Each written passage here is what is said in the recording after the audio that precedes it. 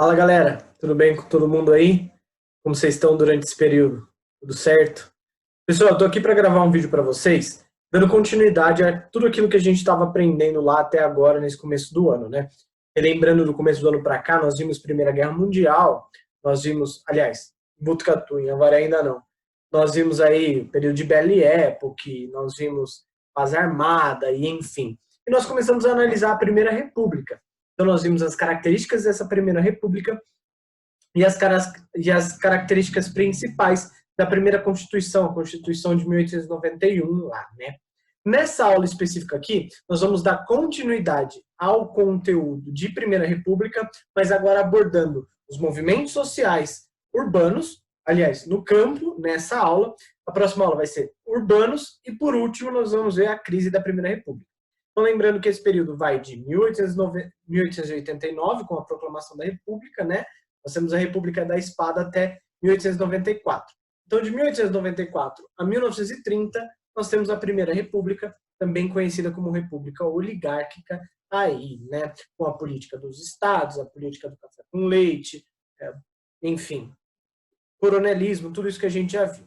Galera, dando início aos movimentos sociais no campo, a gente aborda, em primeiro lugar, a Guerra de Canudos, certo? A Guerra de Canudos aconteceu entre 1896 e 1897, lá no interior da Bahia, no sertão da Bahia, no Arraial de Melo Monte, dentro de uma fazenda chamada Fazenda de Canudos. Tá? Por que nós tivemos essa Guerra de Canudos acontecendo? Nós vamos ver que durante o período oligárquico, esse período republicano de Primeira República, nós vamos ter uma série de movimentações, de manifestações sociais contra o republicanismo, e a gente vai entender isso mais a fundo com o passar do tempo. Quais foram as motivações da Guerra de Canudos, especificamente falando? Primeiro, é um local historicamente caracterizado por uma grave crise econômica e social, com latifúndios improdutivos, exatamente por causa da região sertaneja, desse sertão da Bahia, que é assombrada por diversas secas constantes, uma altíssima taxa de desemprego e a violência empregada pelos coronéis dentro desse local específico. Essas são algumas das motivações aí da Guerra de Canudos, beleza? Basicamente, como nós temos uma realidade terrível, uma realidade de péssimas condições de vida, de trabalho, de moradia e tudo mais, nós temos milhares de sertanejos, milhares de pessoas que viviam nesse sertão que passam a habitar essa fazenda de Canudos, uma vila, e passam a criar comunidades dentro dessa fazenda de Canudos. Essas comunidades, elas são lideradas por Antônio Conselheiro, um líder, digamos, meio religioso aí, e a gente vai entender isso mais a fundo. Quais são as características dessa Guerra de Canudos? Primeiro, crença na salvação milagrosa, caráter messiânico e um discurso antirrepublicano. Então, as pessoas pertencentes a essa região, elas eram, digamos que, sempre que a gente vê as pessoas com péssimas condições de vida, de moradia, enfim, nós tendemos a ver a crença e a fé com um poder maior, né? Frente a isso, a esperança acaba nos aparecendo como uma fé de salvação, né? Frente a essa realidade, esses digamos, revolucionários, esses rebeldes de Canudos, eles creem que Antônio Conselheiro é um enviado divino que vai levar a salvação desse povo, uma vez que o povo está sofrendo de fome, está sofrendo de sede, está sofrendo de desemprego, de falta de moradia, está sofrendo de violência de coronéis e assim por diante, né? Frente a isso, eles acreditam numa salvação milagrosa, aí, que seria exatamente essa manifestação de Canudos, beleza? Nós temos um discurso antirrepublicano, principalmente defendendo a monarquia, porque a monarquia, ela é, digamos que, a representação do monoteísmo dentro da política. A gente vai falar sobre isso mais para frente. Mas, enfim, a Guerra de Canudos tem como desfecho uma resposta dos latifundiários que, temendo que o movimento tivesse maiores proporções, eles passam a pressionar, juntamente da igreja, a república recém-instaurada. Porque, nesse contexto, a vila, a comunidade vai aumentando, né, vai crescendo, mais pessoas vão sendo incorporadas a essa comunidade, fazendo com que as pessoas saiam de latifúndios da região, deixem de trabalhar para esses latifúndios e passem a viver nessa nova vila, nessa nova comunidade, certo? Então as pessoas começam a sair dessas propriedades e migrar para a região de Canudos. O que os latifundiários fazem? Com medo de perder mais trabalhadores, com medo de perder as suas terras, inclusive, a partir de um motim, de um levante, eles passam a pressionar a República. O que a República vai fazer? Ela vai enviar as tropas militares para responder a essa guerra de Canudos. Nós temos o incêndio e a destruição completa da comunidade, nós temos a violência brutal das tropas do Estado e a morte da grande maioria dos habitantes de Canudo, que é varrida da face da terra aí. Beleza? Galera, agora a gente vai para a Guerra do Contestado para agilizar bem rapidinho para esse vídeo ficar curto. O que foi a Guerra do Contestado? A Guerra do Contestado foi uma guerra no interior de Santa Catarina, na divisa entre Santa Catarina e Paraná, por vários motivos específicos. Essa guerra ocorre entre 1912 e 1916 e tem como início, digamos, motivação inicial, a construção da ferrovia São Paulo-Rio Grande do Sul.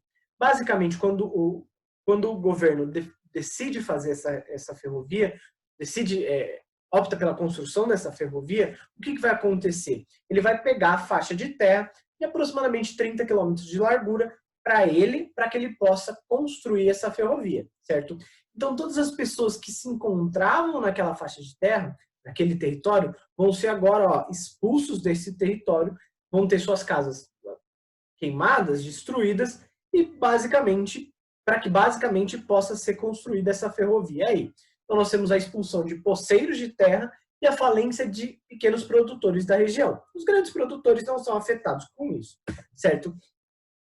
Depois do término dessa obra, vale a gente dizer que vem trabalhadores de todos os lugares do Brasil para poder trabalhar nessa região, na divisa entre Santa Catarina e Paraná, que a gente está vendo, era chamada de Contestado, por isso o nome de Guerra do Contestado, certo? Os trabalhadores vieram para essa região, porém depois que acabou a obra, o que eles iam fazer da vida? Eles não podiam retornar para suas cidades, para os seus locais, porque eles vieram com tudo, né? Vieram famílias, vieram tudo mais. Então eles não podiam voltar para os seus locais, suas regiões de origem. E frente a isso, nós tivemos um aumento da taxa de desemprego do local, levando a uma insatisfação social grande e a falta de presença de poder público, uma vez que os únicos que tinham poder, que, digamos, comandavam aquelas regiões, eram os coronéis específicos, certo? Então, o Estado não alcançava o contestado por si só, e sim coronéis que atuavam violentamente lá dentro. Vamos lá. Frente a essa realidade, mesma questão de Canudos lá, frente a essa realidade, nós temos um surgimento de comunidade sob a liderança de um monge, José Maria, certo? Esse movimento, essa manifestação social com essas comunidades tem caráter messiânico, então a crença de que a guerra era uma guerra santa que levava à liberdade daquele povo que vivia lá, tem como característica o fanatismo religioso também, uma vez que é embasado por um monge, né? E, sobretudo, o antirrepublicanismo que nós já vimos na Guerra de Canudos, né? A ideia aqui do contestado era a defesa de uma monarquia celeste, no mesmo molde. Por que monarquia celeste? Porque é a imposição, digamos, da religião católica sobre o ser humano, sobre as comunidades. Então, essa Igreja Católica, ela vai nomear, digamos, uma pessoa, um ser divino, ou um responsável pelo poder na Terra, que seria escolhido por Deus, seria escolhido pela própria religião. Então, essa monarquia ela é justificada com bases religiosas. É isso que o contestado e que José Maria acredita, né? E o desfecho dessa guerra, basicamente, é quando os coronéis pedem auxílio ao Estado com medo de perder o controle da região que já estava acontecendo, né, contra os rebeldes. Basicamente, nós temos a destruição das comunidades, a prisão ou morte de todos os envolvidos no movimento, que são aproximadamente 20 mil pessoas, que são mortas a sangue frio, aí, marcada por uma violência extrema do Exército Brasileiro, e com uma assinatura do Acordo de Limites entre Paraná e Santa Catarina, limites territoriais, uma vez que até então não existia um território definido desses dois estados. a fronteira é definida a partir dessa assinatura do Acordo de Limites aí, que acontece em 1916, depois do final da Guerra do Contestado. Beleza?